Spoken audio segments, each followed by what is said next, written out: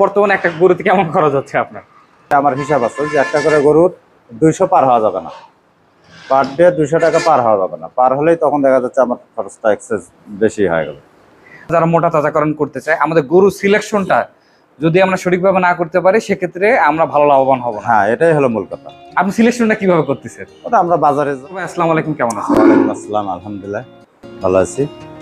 আপনি পরিশ্রম করে এত সুন্দর একটা খামার দাঁড়া করাইছেন, এই জন্য শুরুতে আপনাকে অসংখ্য ধন্যবাদ জানাচ্ছি। ইনশাল্লাহ। আর শুরুটা কতদিন আগে হয়েছিল ভাই?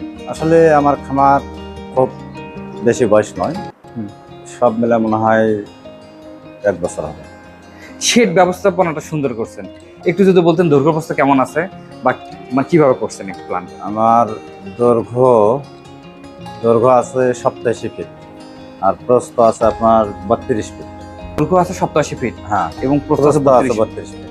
এখানে কত ক্যাপাসিটি রাখা আছে? 40টা গরুর ক্যাপাসিটি আছে।